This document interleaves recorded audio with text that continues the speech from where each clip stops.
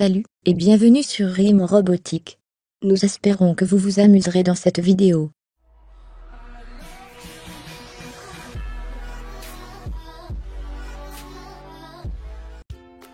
Salut les amis, j'espère que vous allez bien. Dans la vidéo d'aujourd'hui, nous allons apprendre à utiliser les moteurs à courant continu. Pour ceux qui ne savent pas ce qu'est un moteur, eh bien un moteur c'est tout simplement un dispositif qui permet de créer un mouvement mécanique à partir d'énergie. Lorsque cette énergie est électrique, on parle de moteurs électriques. Par contre, si c'est chimique, provenant du pétrole ou autre, on parle de moteurs thermiques. Vous en connaissez sûrement parce que la voiture et l'avion en sont des exemples. Sinon, si cette énergie c'est de l'air ou de l'eau, on parle de moteurs pneumatiques ou hydrauliques. Ils sont généralement utilisés dans les industries, etc. Mais ce qui nous intéresse nous aujourd'hui, ce sont les moteurs à courant continu qui se trouvent dans la catégorie des moteurs électriques. Dans cette catégorie, comme vous pouviez l'avoir deviné, il y a aussi les moteurs à courant alternatif, dont nous ne parlerons pas ici, car ils sont principalement utilisés dans l'industrie.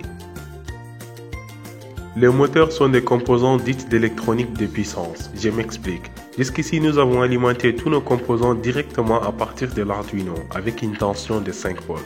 Tout s'est passé très bien. Mais si on connectait un moteur directement à l'Arduino, il brûlerait automatiquement. Peut-être que j'exagère un peu, mais c'est l'idée. Car les pins de l'Arduino supportent un courant maximal de 40 mA, alors qu'un moteur pourrait consommer jusqu'à 20 fois plus, soit 1 A. Alors là, vous allez me dire, mais comment faire alors pour connecter un moteur à l'Arduino? Eh bien, en utilisant tout simplement une batterie externe. Ainsi, vous allez déconnecter la partie commande de la partie puissance. Pour cela, il y a deux principales méthodes, avec l'aide des transistors et celle des relais électromécaniques. Un relais est un composant électromécanique. Si on alimente la partie commande, la tige sera poussée par un champ magnétique qui va fermer les circuits électriques et alimenter ainsi les moteurs. Il permet des grands courants, mais ne nous permet pas de commander la vitesse du moteur. En effet, si le relais est fermé, le moteur fonctionne au maximum de sa puissance, sinon il n'est pas alimenté. La seconde solution, ce sont les transistors. Un transistor est un composant avec 3 pins, les collecteurs, la base et l'émetteur. Son fonctionnement est exactement comme les robinets. Plus vous tournez la vanne, plus il y aura de l'eau. Et bien, plus vous alimentez la base en courant, plus le courant qui traverse les transistors est élevé et plus le moteur va tourner vite. Avec ces composants, on peut ainsi commander la vitesse du moteur. Lorsqu'on alimente un moteur, il tourne dans un sens. En inversant les fils de connexion, il va tourner dans l'autre sens, c'est-à-dire le sens inverse. Ceci est utile, car en fabriquant un robot, il faut qu'il puisse faire marche arrière. Pour faire cela, c'est-à-dire commander notre moteur dans les deux sens, on va utiliser un pont en H. 4 transistors sont connectés de manière à former un H, et un moteur est mis au milieu. En alimentant les transistors 1 et 4, le moteur tourne dans un sens. En alimentant le 2 et le 3, le courant est inversé et le moteur tournera dans l'autre sens. Par contre, il est interdit d'alimenter les 1 et les 3 ou les 2 et les 4 car vous risquez de faire un court-circuit. Ce pont en H nous permet non seulement de modifier la vitesse du moteur en agissant sur les transistors pour diminuer ou augmenter le courant, il nous permet également de faire tourner le moteur dans les deux sens. Rassurez-vous, nous n'allons pas fabriquer ces composants, on va juste l'acheter. Dans mon cas, c'est le L298N. Et il se câble ainsi. En alimentant le I1, le moteur 1 tourne dans un sens. En alimentant le I2, le moteur va tourner dans l'autre sens. En alimentant les deux à la fois, il va se freiner. C'est pareil avec le I3 et le I4 pour le second moteur. Je vous laisse essayer. C'est plutôt simple, non? Je vous ai donné les détails du fonctionnement des moteurs et de leurs commandes. Pour finir par vous dire que nous n'allons pas les utiliser, qu'on va juste commander les I1 jusqu'au I4. J'ai fait cela car je pense qu'il est mieux de savoir comment fonctionnent les choses pour pouvoir résoudre des problèmes qu'on pourrait rencontrer dans le futur. Passons à notre application maintenant.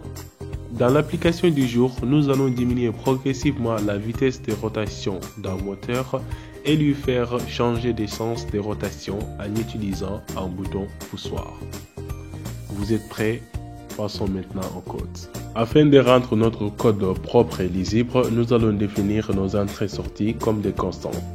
Ensuite, on déclare la variable sens de rotation qui est égale à 1, le premier sens. Et dans la fonction setup, on déclare le bouton comme l'entrée et les deux sens de rotation comme des sorties. Ensuite, à l'intérieur de la fonction loop, nous allons lire la valeur du bouton poussoir. Si le bouton poussoir est cliqué, on va vérifier le sens de rotation. S'il est égal à 1, on le met à 2. Sinon, ça veut dire qu'il sera égal à 2, on le ramène à 1. On attend le temps que l'être humain relâche le bouton. Ensuite, on va lire la valeur du potentiomètre. La valeur du potentiomètre sera stockée dans la variable tension. Et la variable tension sera convertie avec la fonction map qui fera simplement une règle de 3. Entre 0 et 1083 et 0 et 255 pour nous renvoyer une valeur qui est entre 0 et 255. Cette valeur sera stockée à l'intérieur des variables PWM. Et on vérifie le sens de rotation. S'il est égal à 1, on annule le sens de rotation 2 car comme je vous ai dit, si les deux sont alimentés en même temps, la roue sera freinée. Ensuite, on lui donne au sens de rotation 1 la valeur du PWM. On fait la même chose sinon ça veut dire le sens de rotation égale à 2. Puisque le sens de rotation dépend de la variable PWM, lui-même qui dépend de la variable tension qui dépend du potentiomètre, donc ça veut dire en tournant le potentiomètre, on va changer la vitesse de rotation de nos moteurs. Voilà, c'est tout pour aujourd'hui.